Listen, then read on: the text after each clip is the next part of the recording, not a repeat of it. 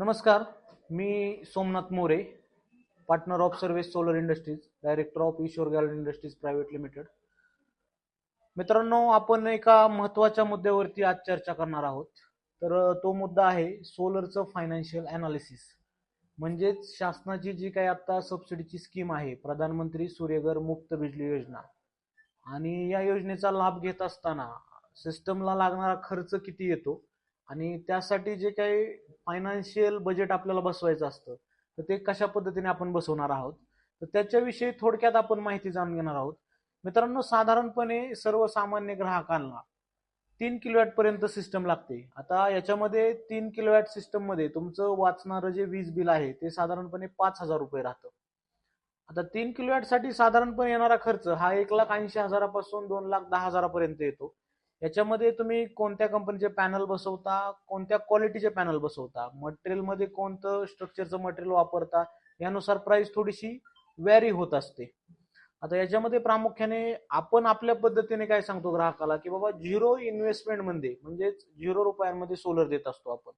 तो 0 रुपयांमध्ये सोलर देत असताना आपण काय करतो, शासनाने जसं की ही स्कीम आणली आहे त्यासोबतच बँकांसाठी शासनाचं सांगणं आहे की बाबा सोलरला जर का तुम्हाला लोन घ्यायचं असेल तर तुम्हाला अगदी 6% व्याजदराने रिड्युसिंग रेटमध्ये तुमचं कर्ज उपलब्ध होतं.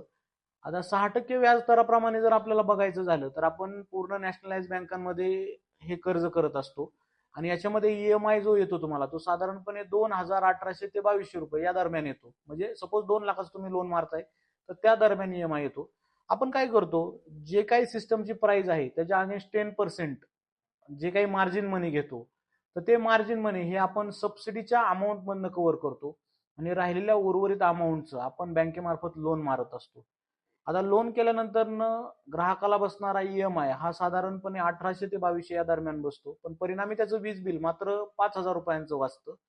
आणि शासनाची जी काही सबसिडी मिळते 78,000, तर ती सबसिडी ग्राहक त्या ठिकाणी बँकेमध्ये भरू शकतो अथवा ती सबसिडी वापरू पण शकतो. तर अशा पद्धतीने खूप चांगली स्कीम आहे शासनाची.